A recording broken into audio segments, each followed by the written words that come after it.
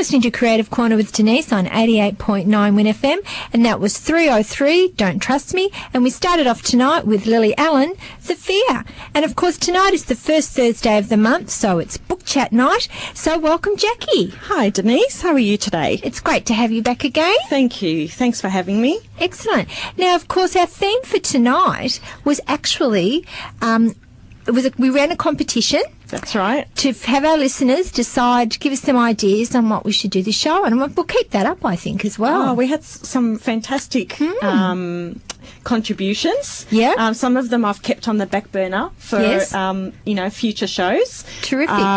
But you're going to announce the winner.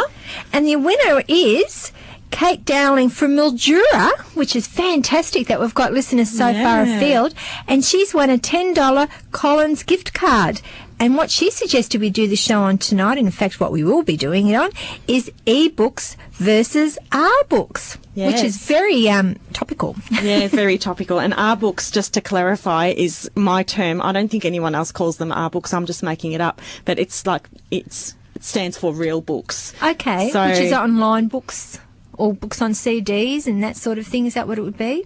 No, it's like your good old-fashioned paper books. Oh, no, sorry, I meant the e-books. But e-books, sorry. yeah. Everything that's online and downloadable to e-readers and all that sort of stuff. Yes. So it's basically there's a massive debate going on in the industry, but outside of the industry, people, just your general everyday reader talking about what they prefer.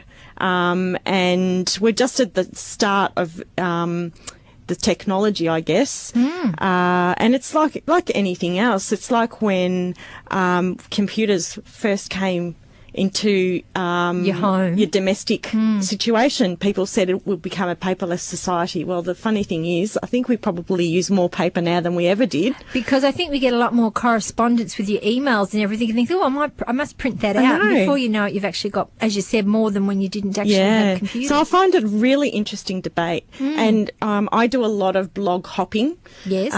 Which is like channel surfing, but it's on the internet. Right. And I like to read a lot about this particular subjects and to see, what people are thinking. And it's been so fascinating. I won't tell you which one's won the debate. Okay. Or which one I think is winning the debate at the moment. I won't tell you that until a bit later. All right. But yeah, it is really quite interesting to see what people are saying from both sides. So personally, what do you prefer?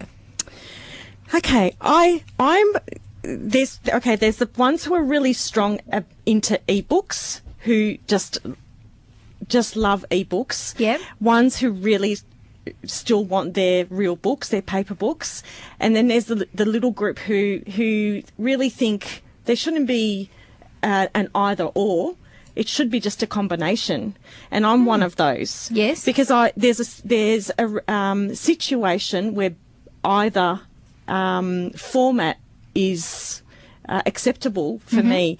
Now, for example, I'm a big consumer of audiobooks, which is a talking book. Okay. And the reason why is because I do a lot of driving. So so I read books because I enjoy to read physically, and I enjoy that process of sitting down in the sun or sitting down by the pool. And to me, that action actually makes me feel relaxed. Yes. It's what I associate with relaxation. So I love it for that reason. But then when I'm in the car, because I can never ever possibly read all the books I'd like to read. It's another way of enjoying a book is having it in the car, read to me. Well, that's even a third option, isn't it? Yeah. Because you've got the e-books, the paper exactly. book, and then the audio exactly. book. And so so for me, I see the e-book, which is downloading it onto a e-reader or downloading it onto an iPhone or something like that, as another option again. Yes. Now, I would see that as a perfect way. For example, whenever I go away, I will undoubtedly run out of books because I never have enough room to pack all the books I'd like to read. And I always end up having, to run into bookstores and pick up new books and then often leave them behind wherever I've stayed. Well, you can't always physically carry them either, can you? Like, especially on a plane, you can't necessarily take 3 or 4 books with you. Yeah, so, like, I just think there's a situation for all of the mediums. So that's how I feel about it.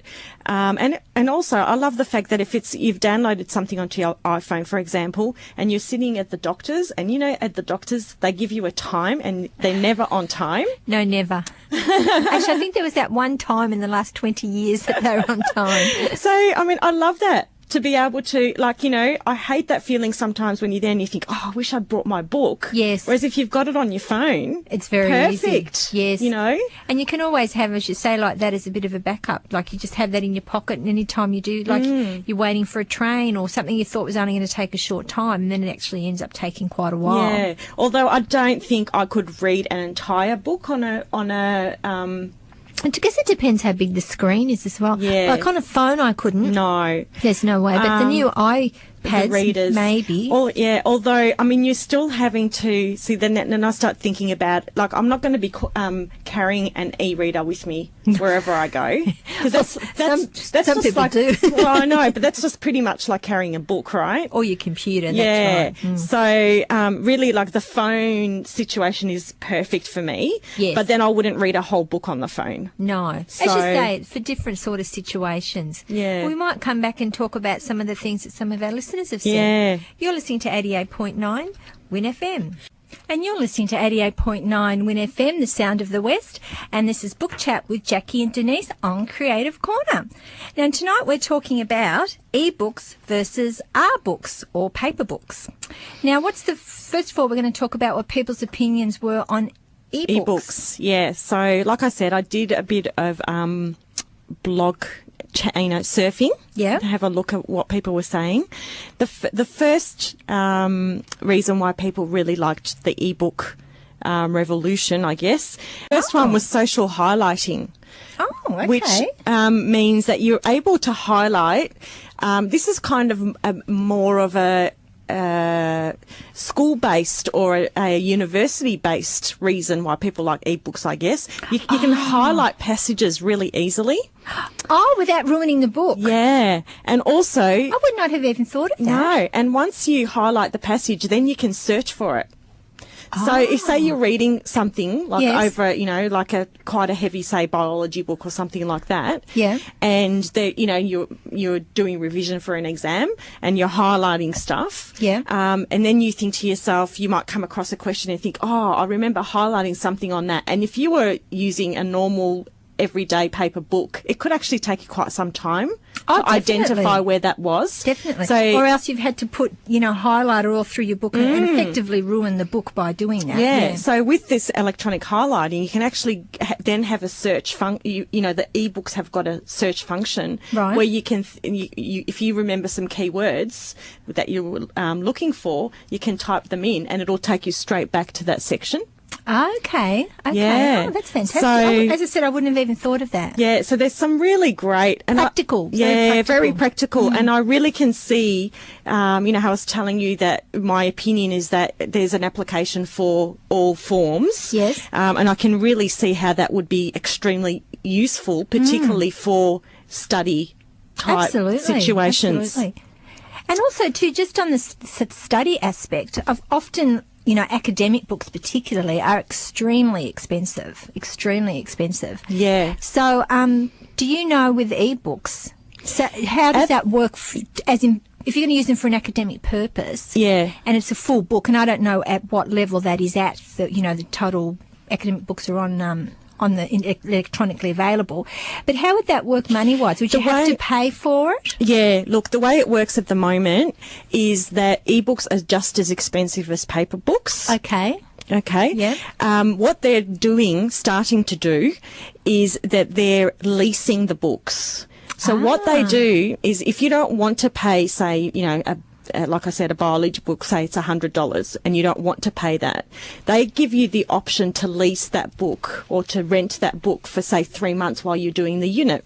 Oh, okay. at the university. Yeah. And they might charge you $20. Okay. But then at the end of that 3 months, you can't access that book anymore. It's a bit like taking it out of a library, isn't it? Yeah, it's like the DVD shop. Yes, You know, or yes. the old-fashioned video shop. So there's that sort of stuff happening. Okay. But at the moment, but there will be a time. Look, all the classics, all the classic books, because they're out of copyright, you're pretty much are able to download any classic for nothing. Is that right? Yeah. I didn't know that. Yeah. So, in bookstores, the classics sell for around, unless they're a beautiful, like, special edition, Hardcover and not book or like something. leather bound or something like Yes. that. If they're just your basic book, Yes. you can buy one for about $5. Okay. Okay, so you're basically just paying for the paper. You're not Okay. paying for the words or the copyright, or because you're not paying. There's no one who's getting royalties out of them anymore. Right. Okay. So, so you can, like with eBooks, like I said, you can download the classics for nothing. But with all the new releases, they're still selling them for what you get them at the The recommended shelf. retail price. Yeah. Yeah, Yeah. yeah.